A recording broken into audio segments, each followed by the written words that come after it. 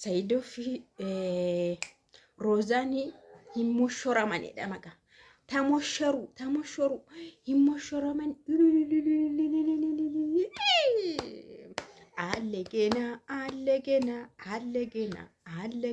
allegena Saidoo iheu nachu mana baruma sambe kon kan Saidoo kuno jechuudha kan Saidoo ganaa kan biraayyuu jira kan Saidoo immoo kuno jechuudha. Saidoo congratulations baguma kana barbaanne nun kana barbaanne ammareef gara nu geesse gara nu geessetta diina gara nu gubdetta kana miti kan barbaachisu raaw sila kana miti kan barbaachisu nagaan sinii baatoo kabajamtu gardoftoota akkam jirtu nagaa keessanii ambaa'ee nagaa koo galata waaqaata baga jiraattan magaara keessanii arbaayii gammadoodhaan abdiin qabachuudha. Saidoo fi Rozaanii misirroo ta'anii jiru mushooramanii jiru jechuudha. Baay'ee waan nama gaddisiisu waan nama gammachiisudha jechuudha. Namoonni tokko maal jaasii achiin asiifachiin eeganii dadhabanii yoo fuute fuudhi maal oduu baay'is taree maali taatare bakka maaniree mandararra maadeen daree oduu bichaatee hojiin kennaamu warra jedhanii fi deebii bareedaa fidee dhufeera jechuudha. Saidoon keenya maal jennaree kana caalachuudha. Kana arguu waan guddaadha. Rozaanii jechuudha. Oduu namaa dhaga'uu dhiistee maal jettee daftee murteeffatte gara jireenya ishiitti deemu bareedaadha. Baay'ee umuriin dubartii har'a maalan argiseetan TikTok irratti umuriin dubartii taa'ee illee nama hin eegu kun walii galaatti. Maqaan ishee mucattii ishee Kaayiroo sana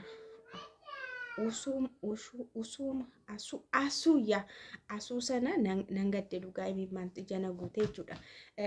Gastii irratti intina argiteetu maqaan isaa gastii irratti Mansuur faana gastii irratti argee Mansuur biyya nagashii bakka Kaayiroon jira biyya nagashii na kootu karakoo maalii jira jedheeni inni yennaan isheenoo ani yookaan maalitti yookaan baradhee maaliin qawwattee yookaan qara'ee maaliin qawwattee yookaan dhalee ilmoon qabu jettee ijoolleen hiriyoonni koo biyyaa hundumtuu ijoollee qabu jettee jammar biyya keessa taa'ee namni akkanumatti hin taa'u yaa. Darbe tokko reer jedhama yoo argite malee hiriyoonni keenya dura kan isaan mucaa goggodhatan heeruman ijoollee. Kanaaf biyya ormaa immoo jechuudha. Umurii namaallee qallaaliin fixxu qat gootee fixxi.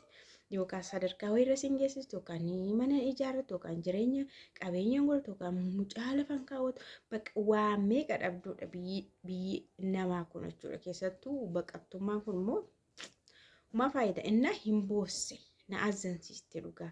Namni yeroo an asirra teenyee filtariidhaan meekaappiidhaan miidiyaa kanarra deddeebinu waanumatti tolaa guutaa fakkaata. Ani biyya Ameerikaa dhaquuf illee ispoonsaran dhabee waggaa meeqanas taa'ee bakka gara biyyaatti nagashii jettee Mansuuriin kadhatti. Nan gaddee fi dhugaachuun dubartoonni hamma iddoo wayii qofatti kan isaanii waan tokko qabaatan miirallee kan isaan qabaatan hamma umurii wayii hamma umurittiin irra darbituttidha. Isa booda umurittiin irra darbinaan humaa fedha dhabu yeroo naannoo umurii sanaa keessatti waa keessa yoo galan garuu jireenya isaaniiti gaa'ila isaaniiti daa'ima isaaniiti akka hin jiraatu jechuudha. Jireenya isaanii garuu gaabbiin umuriin wanti ta'e teessuun keessa keerlesii beekaa namni hin garramu nimtuun hin garramu saffin jedhan heerumuuf maal jechuudha. Na maaltu as keena fide waa'ee Rozaatti as seene jechuudha. Oduu baay'isuun hin barbaachisu yeroo akkasii amma keessattuu bara kana keessa fa'aa jechuudha. Waa'ee gaa'ila ofiyyuu nama faana mari'achuun hin ta'u. Keessattuu warri ganaa heerumtan heerumuuf yeroo qaatu namaan hin mari'atina.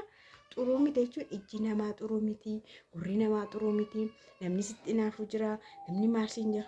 Ati bicha murteeffannaan abbaate heeru ati qofti murteeffannaan nama sana ofii kee madaallii keetiin sii taanaan ufka kun qufaan dhiisuu madideema qufaati.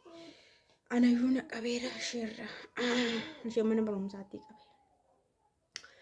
እና murteeffannaan dafanii amma roozaa yeroo dura Saayidoo faana walii galtee shirguddettee carrasku jettee dafi jettee dafi manatti galuumaa hin barbaachisu jettee nama faana deemtee mutaa makaa akkarte inni mari'attes nama ngorses namni sitti eenyu Sumayyaa faana wal agartee jechuudha. Osoo nama Sumayyaa yuumti nama biraayyuu waa'ee kana ofee negatiiva wayiitti odeessee waa'ee Saayidoo jedhee diduu dandeessi maaliif sammuu ishii waan ta'e keessa galaachi hin diddi.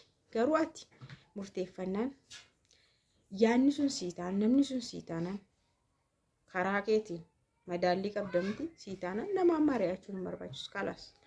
Nama miti kan dhufee mana keetti si bushuus gaafa namaan alatti mari'atti gaafa ol galtoo nama mana kee keessattis namatu dhufee gaayid si godha.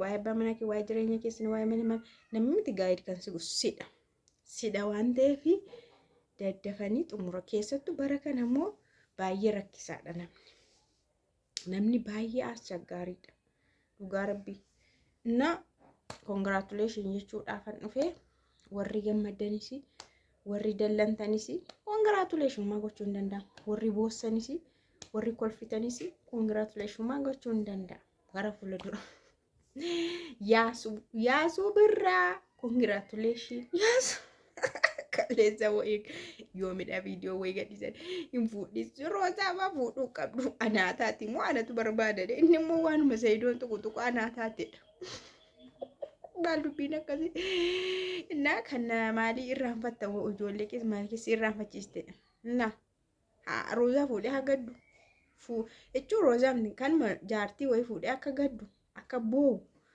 akka gaabbii jiraatu hundee akkasii malee. Kan madaa namaa suphitu kan garaa shigeessu kan caba kee duraa sirraanfachiisu yoo heerumanis jechuudha yoo heerumanis miidhama keessa duraa kan sirraanfachiisu jechuun nama sana beeka nama wayisi miidhee deemte nama sana beeka akka hin jennetu wi ani atizzeedha akka nama du'ee namni ka'u jira garuu hin jiru inde ayee akkuma libsuu jaa wayi yaadatta malee yaadattu. Namni akkasti nama irraanfachiisu jira jechuufan jedhe. Nama tokko kanaan dura si miidheera yoo ta'e kan biraa faana jireenya eegalte namitti duraa sana tiziyyuu siin jedhu bakka malee namatti ta'ee heerumte yookaas qabatte sun nama gaarii waan ta'eef yaadattu caba keessa irraanfachiisa. Na fuunaan akkas heerumnaan akkasii yoo rabbii namaa milkeesseen siin jedha. Na Roozaan immoo sirriitti jiruu Saayidoo akka bareechitu Saayidoon gammadaatti akka jiraatu. Akkatti tolaa ta'u ijoollee babbareedduu akka dumbushbushee akka Roozaa kana akka goggodhatan abdii qabna yaa asuma achuu amma ulfooftee ulfooftii jedhameera inshaallah ulfooftu rabbu keessaa kaa'u lakkuu bakka lakkuu siniin jedha.